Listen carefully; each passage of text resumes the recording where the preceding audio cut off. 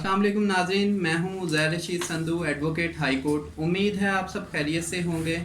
और आज की हमारी इंफॉर्मेटिव वीडियो का टॉपिक है क्वैशमेंट ऑफ एफआईआर।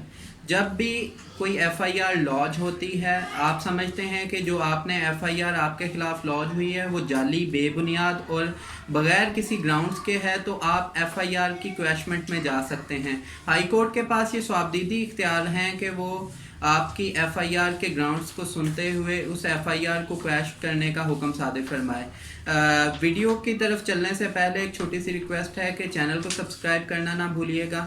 चलाएं चलते हैं क्वैशमेंट ऑफ एफआईआर के मतलब प्रॉपर इंफॉर्मेशन की तरफ।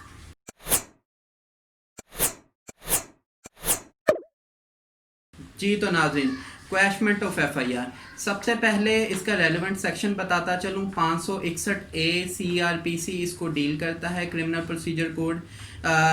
एफआईआर, जब आप एफआईआर कहते हैं 154 के तहत, ज़ाब्ता फौजदारी के तहत, जब भी कोई कॉग्निजेबल ऑफेंस जो है वो वकू पजीर होता है, तो जो इन्फॉर्मेंट है वो पुलिस को जाकर रिपोर्ट फ्राहम करता है। पुलिस उस पर एक फ़र्स्ट इंफॉर्मेशन रिपोर्ट लॉन्च करती है जिसको हम एफआईआर कहते हैं। अगर आपके ख़िलाफ़ कोई एफआईआर लॉन्च हो चुकी हुई है जो बिल्कुल झूठी और बेबुनियाद है और हक़ाइक़ के बरक्स है, तो आपके पास ये रेमेडी मौजूद है कि आप 561A के तहत हाई कोर्ट के पास क्वैशमेंट ऑफ एफआईआर की पिटीशन फाइल कर सकते हैं।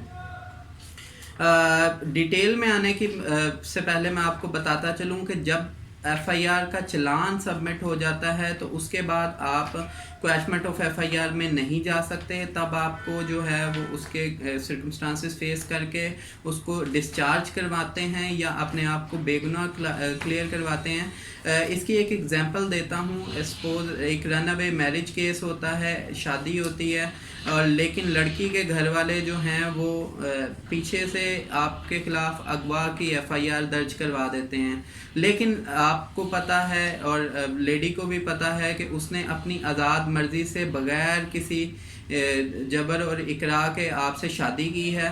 तो जो है लड़की हाई कोर्ट में जाके अपनी स्टेटमेंट दे सकती है कि उसके जो हस्बैंड के ख़िलाफ़ एफआईआर लॉन्च हुई है वो बिल्कुल झूठी और बेबुनियाद है। तो ये कुछ ग्राउंड्स हैं जो जिनकी वजह से एफआईआर क्वैश हो सकती है।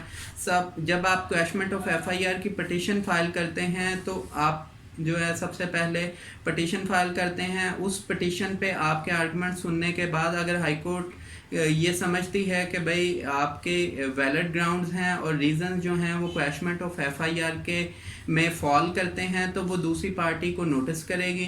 दोनों पार्टियों के आर्गुमेंट सुनने के बाद हाई कोर्ट जो है वो क्वैशमेंट ऑफ एफआईआर का हुक्म सादर फरमा सकती है। ग्राउंड्स की तरफ आते चलें। सबसे पहला जो एफआईआर की क्वैशमेंट का ग्राउंड है वो ये है कि आपने जो एलिगेशन मेड इन एफआईआर, जो एफआईआर में एलिगेशन लगाए जाते हैं वो कोई भी किसी किस्म का ऑफेंस मेड आउट ही नहीं करते हैं। सब पीपीसी पाकिस्तान पिनल कोड के तहत कोई जो है ऑफेंस ही मेड आउट नहीं होता है। तो आपके पास ये ग्राउंड है कि एफआईआर को क्वैश करने की सिमत में आप जाएं हाई कोर्ट के पास और पिटीशन फाइल करें।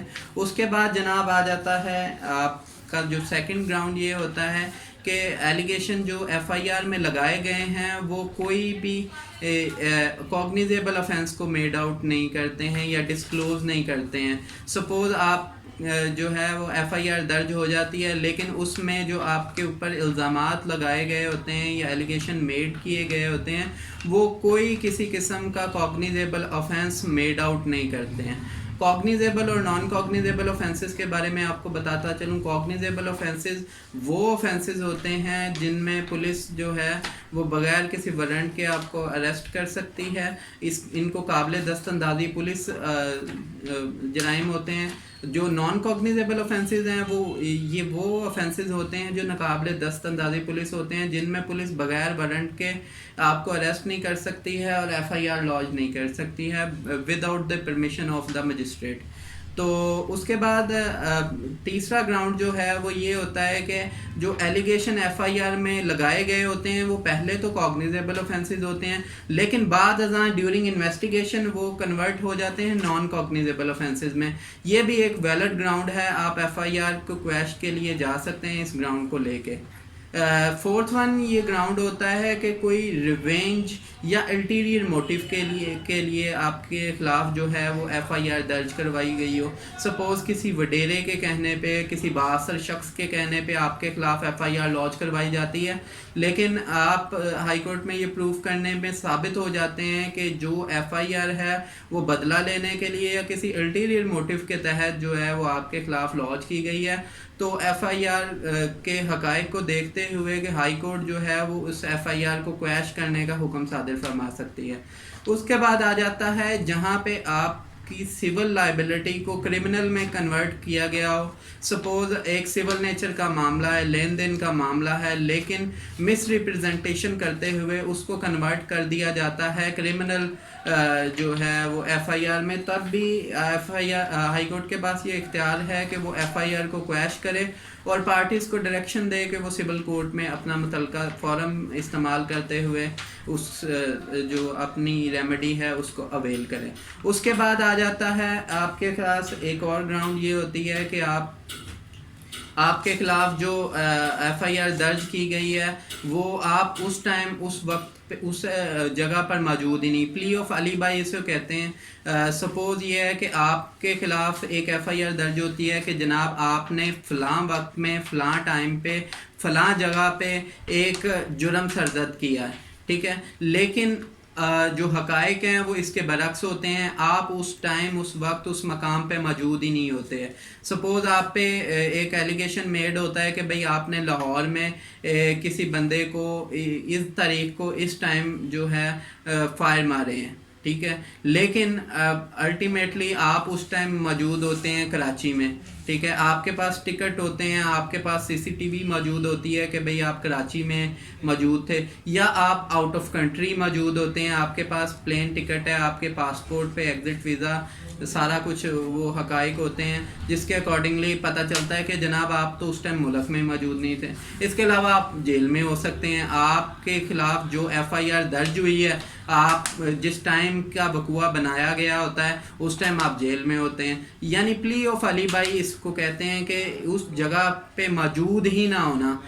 तो इसमें भी जो है वो एफआईआर क्वैश करने का हुक्म सादिर फरमाया जा सकता है। इसकी एक और ग्राउंड ये होती है कि मिस्टेकनली आपको ऐड कर दिया जाए, मतलब कि एक गलत फहमी की बुनियाद पे आपको एक एफआईआर में नॉमिनेट कर दिया जाता है। सपोज़ ये है कि आप का नाम जो है वो किसी और पर्सन के नाम से मिलता है, लेकिन आप जो है वो पुलिस गलती से उस पर्सन की बजाय आपका नाम लिख के आपको ऐड करके आपको उस नॉमिनेट में प्रोसिक्यूट करती है, तो तब भी एफआईआर जो है वो जाली और बेबुनियाद होती है। हाई कोर्ट के पास ये इख्तियार मौजूद है कि वो इस तरह की जाली और बेबुनियाद एफआईआर को क्वैश करने का हुक्म सादिर फरमाए। उम्मीद है आपको ये क्वैशमेंट ऑफ एफआईआर के मुतालिक वीडियो पसंद आई होगी। इसके अलावा अगर आपको कोई और क्वेश्चन आपके माइंड में है तो कमेंट सेक्शन में मुझसे पूछ सकते हैं। इसके अलावा आप मेरी वेबसाइट www.uzairrashid.com को लाजमी विज़िट कीजिएगा, बहुत सी रहनुमाई आपको मौजूद वहाँ पे भी मिल जाएगी, वहाँ पे मौजूद है। अल्लाह ताला आपका हामी व नासिर हो। मिलते हैं किसी और टॉपिक में किसी और वक्त। अल्लाह ताला आपका हामी व नासिर हो। अल्लाह हाफ़िज़।